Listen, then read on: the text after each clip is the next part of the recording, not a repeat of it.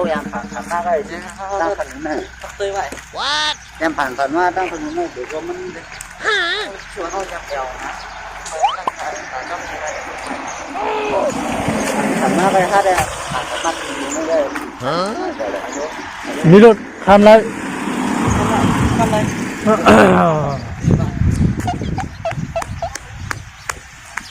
ไม่สูงครับสวัสดี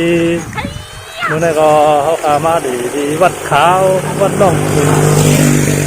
วัดขาวเนี่ยเขาเนี่ยวัดล่องขุนนะครับ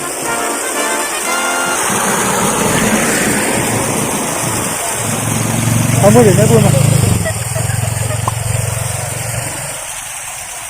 เอาขมือ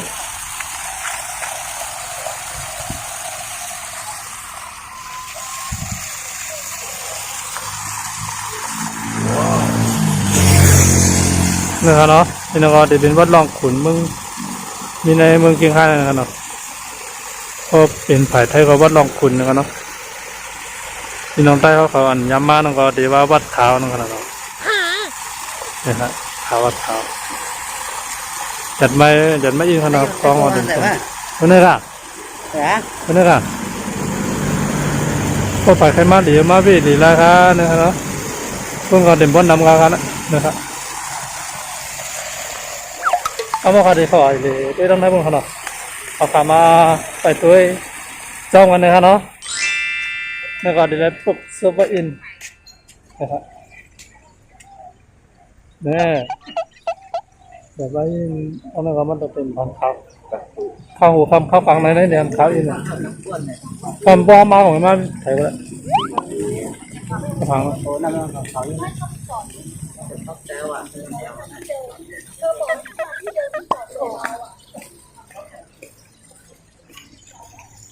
เอาขโมย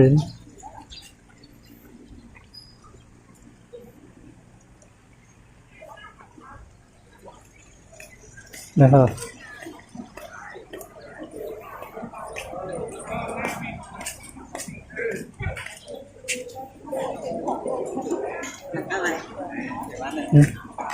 เอาไว้มาถ่ายเลย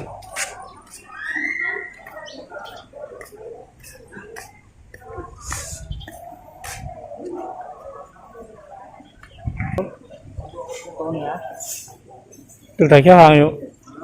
รอเหลือไปนะเข้มเอามือหลีได้บุญมามือไหนตั้งถอยตั้งนี่นะเนี่ยนะดีแต่แค่ห่างวะตอนเล่นไหวหวานจ้ะ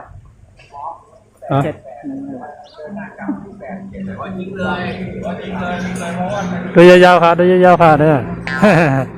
เป็นเอาโค้งมาเหมือนนั่นเอาอย่างมากเขาเนี่ยแถวกันเขาได้นี่นะแท้ง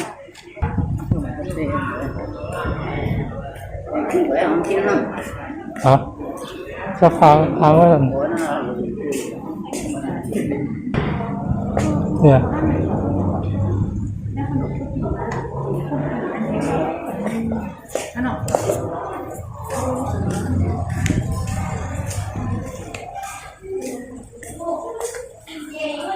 นี่แพงแล้ว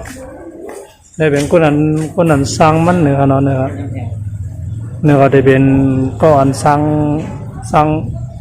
วัดขาวเนี่ยครับเนาะนะครับ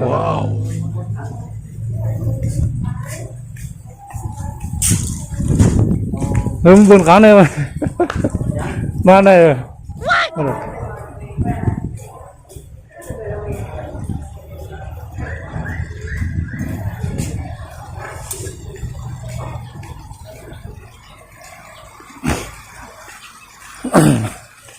เขามาถึงยาวโลแคบนะครับเนาะเลยครับแคบเลยครับนะเลยครับเลยจังหวัดครับเนาะโอ้แคบเลยครับนะครับวัดขาววัดล่องขุนนะครับเนาะวัดล่องขุนเมืองเชียงรายโอ้สวยงามอันนี้ก็จะเป็นน้องนั่นนะครับทำเอาขาเดียวพี่น้องเขาก็มืดด้วยนั้นต้องได้บนหนึ่งกันเนาะนะครับมาดูจอมันกันเนาะดูจอมันยาวๆผมดูจอมันยาวได้เป็นพันลำเลยครับเนาะนะครับดูจอมันยาวกันเนาะ ปีใหม่แน่ตั้งกะตั้งเอายังงั้นเดี๋ยวพี่น้องเขาก็เอาลองกันลองเขาเหล่ลองเล่าเนี่ยก็มาแข่งในพี่น้องเขาในขนาดนั้นนะครับอียันปกโซ่กัน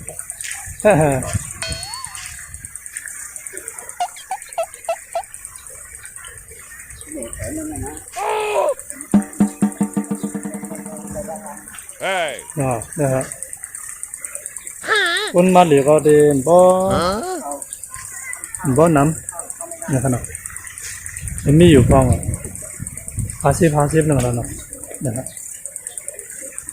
คำว่าพาเมื่อตัวจะหมดน้องได้บ้างครับมาทำนะครับ น้องก็จะเป็นต้องพูดก็จะเป็นเส้นทางอันมานั่นนะครับเนาะทั้งหมดก็จะเป็นได้ทั้งในก็จะเป็นเดินเข้ามาหมดเลยมาครับ ก็ประมาณหกพันแน่นอนเนาะ เนี่ยจะเป็นน้องปลาครับเนาะ ทำได้แต่ช่วงนั้นแต่ช่วงนี้นะไม่เลยคิดว่าเป็นความหมายโอ้ยนะ มาดูกันเถอะโลเห็นไหมนะเห็นไหมก็มาหูคัดดีก็มาการหนึ่งก็ดีคัดดีนึกครับแทนปลาก็เนี่ยนะปลา นั่นใกล้เลย โอ้เห็นตั้งว่าวัดปลาเนี่ยนะครับนะครับด้วยดีครับพี่น้องเขาว้าว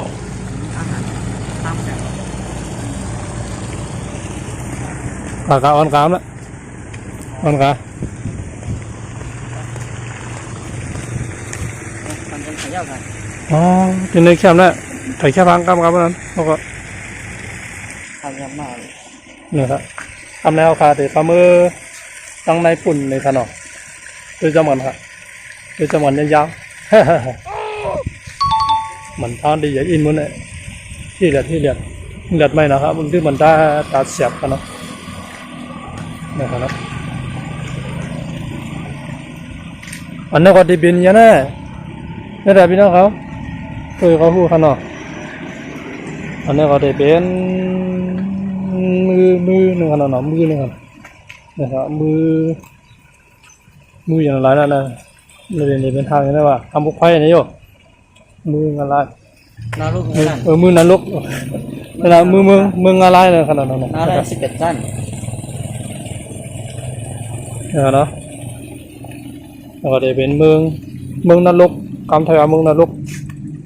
คำไทยว่าเมืองอะไรเนี่ยครับนะครับที่ใส่แค่วางนะ เอ้ยย่าอย่าไปพันอันนี้ผมยามาฮะเนี่ยคดีกูฮะเนี่ยนะ ลีโก้ที่นี่เพราะมันหนึ่งมาลีโก้มือหนึ่งมาลีโก้ มือหนึ่งมาดีกูหน่อยแล้วล่ะน่าจะเป็น10 ปีนะครับอ๋อนะครับเดี๋ยวเป็นเครื่องงาจ้างนะครับ ขึ้นเมื่อไหร่ครับ เนาะเดี๋ยวเป็นหางยักษ์ยิบหางนี่หลับข้างในจะเป็นยิบหลับนะครับเนาะเดี๋ยวเป็นยิบหลับข้างในจีดงดังปูนนะครับเนาะแล้วก็ยิบควันนี่ไป2 อันเท่านั้นนะครับเนาะนะครับกรรมขาเดี๋ยวทำมือได้ปูนนะครับเนาะเขากรรมขาเดี๋ยวทำมือได้ปูนกำแนวขาเดี๋ยวกำมาเขาใส่แค่พังกำมาได้ครับกำแนวเขาก็ถ่ายแค่พังที่ยาวนะครับเขาขาเดี๋ยวทำมือได้ด้วยในปูนนะครับนะครับน้องครับนะครับเนาะตัวยาวๆครับเนาะตัวยาวครับพอมันก็ตีหลังได้ก่อนนะบางทีก็ตีล้ำบางทีก็ตีขาวบางทีก็ตีเจียงนี่บางทีก็ตีเจียงนี้นะครับเนาะวันนี้ก็มาเที่ยวที่วัดหลวงขุนเชียงรายนะครับดูด้วยกันยาวๆเนาะนี่มังก็ดีเลยฮะนะมังก็เต็มเลยฮะนะครับ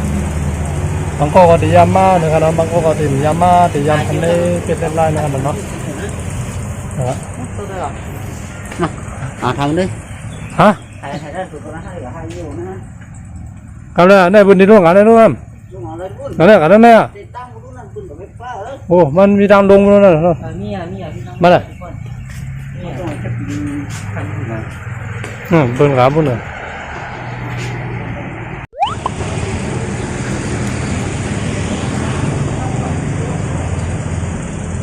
ดังนั้นก็ได้เป็นจังอันเอาไปขึ้นมาเหมือนกันนั่นนะครับเนาะนะครับคำนี้เอาไปการทั้งบนครับน้องนายผมก็เขาจะเตะเข้ามือยาวขนาดนะครับ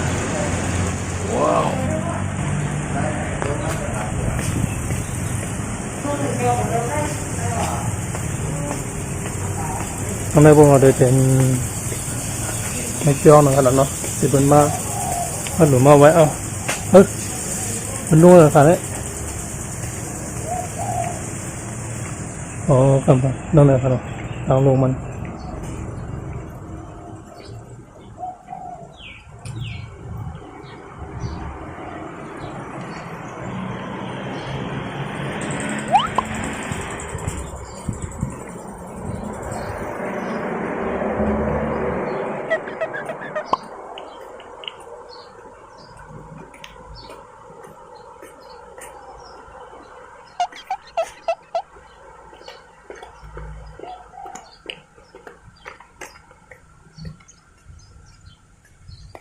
เสร็จพอปกซุปทำกันเนาะโอ้กัดดินนะครับเนาะอยู่นั่นเองเหรอนะครับได้ครับเนาะเนื้อก็จะเป็นตั้งค้างตั้งหลังหนึ่งครับเนาะนะครับนี่น้องเขาจะเป็นตั้งค้างตั้งหลังครับเนาะเลยครับนะ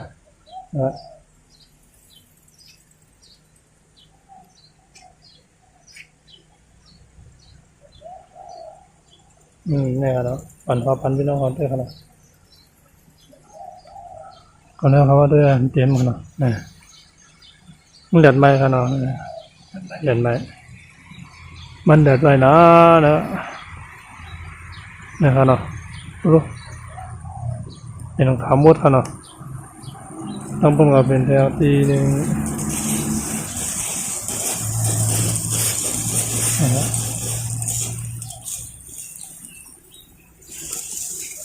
มันเดือดไหมนะกองไถเขาก็เลือดนะครับเนาะไถแค่พังกันครับเนาะกันในเขาพาที่ออกมือทั้งในยอนนะครับเนาะนะครับทางออกโอ้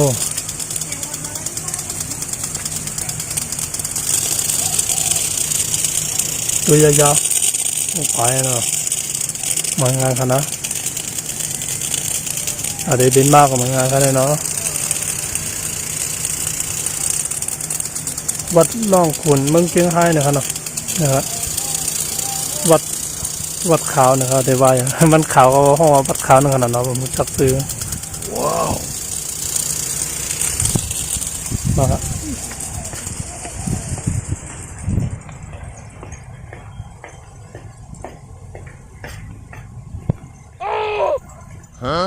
หาเลยด้วยแถมตีนึงครับเนาะ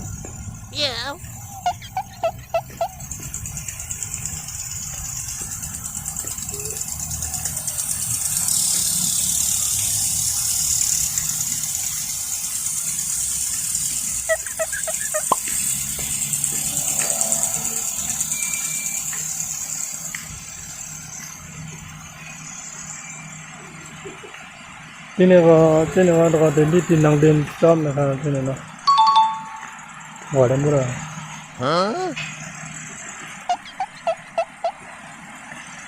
นะครับที่เราเดินที่จอมขังขาววัน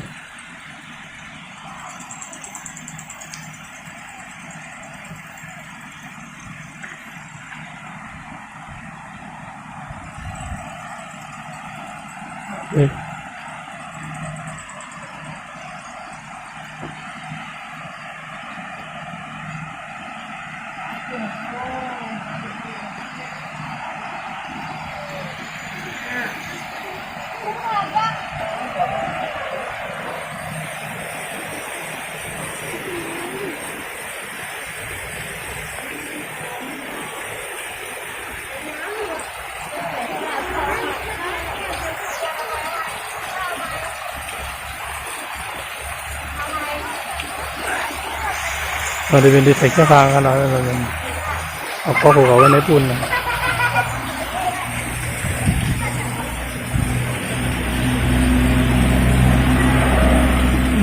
ยักษ์ขาตานะครับเนี่ย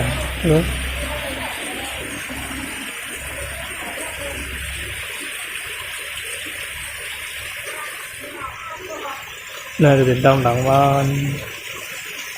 นี่ก็จะเป็นดังกับดังมาดังบนก็จะเป็นตีดูนี่ก็จะเป็นน้ำตกหางลิงหางจ้างหางอย่างกูมีหางทำเนี่ย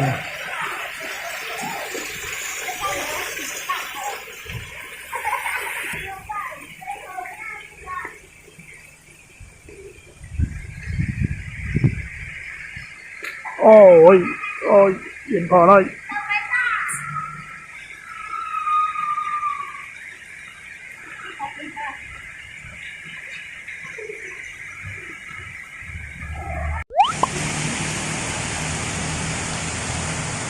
มันนึกว่าจะเป็นดังหลังนึงกันเนาะนะครับ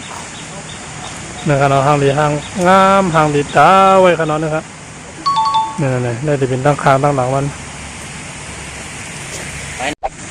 อันนี้ก็จะเป็นดินดังเรียนนะครับมาดังเรียนอะไรครับนะครับเพราะว่าไปกลับไปมาว่างคือมาดังเรียนดินอะไรนะครับเนาะ เพราะเขาเพื่อนนั่งไรอ่ะ ผมเพื่อนนั่งไรครับผมเพื่อน อ๋อแค่นั้นกัน นั่นนะ มันยังไม่เหรอไง น่ะเพราะว่า แล้วเขาซ้ำเพื่อนเนี่ย เขาว่าผมเพื่อนในนั่งไรนะครับนะเขาว่าเว้นระยะห่างนะครับผมเพื่อนในนั่งไร จากไกลหน่อยน่ะนั่นนะนั่นลูก2 เมตรน่ะ1 เมตรน่ะมันนั่งเลยก็โลนั่นอะไรนะเข้าคาเดมเลยจอดนะครับเนาะว่ามันกองไถมันเดือดนะครับเนาะนะครับเนี่ยมาเดี๋ยวเขาคามันนั่งดูคือนั่งดูโฮมไปเนาะที่จังนั่งเลยนะมาเลยได้นะครับเนาะนะครับคำว่าเขาก็จะปรับหวายสายขึ้นยอดนะครับเนาะในวิดีโอหูเนี่ยครับเพราะว่ามีสั่งนะครับเขาขาดจะขึ้นดูไว้ดีเนี่ยก่อนครับเนาะจากไอ้ทุกกันไปทางวิดีโอหูนาอันดับที่มาแทงใหม่ๆนะครับเนาะอย่าลืมเก็บกันแห้งเลย4 วันเทวันนั้นนะครับเนาะใบสูงกลางเสงกามีผู้กอบเนาะ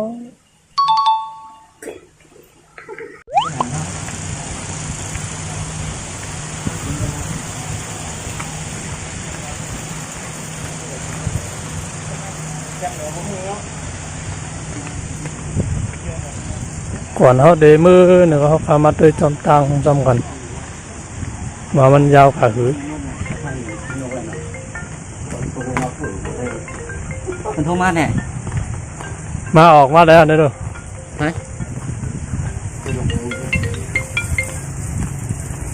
ตึกออกมาอ๋อขยับคอแม่งั้นจะโทรหาใครนั่น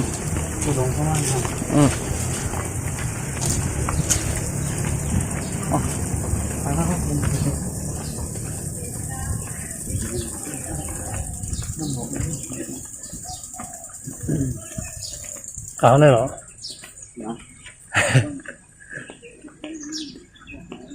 มือยอ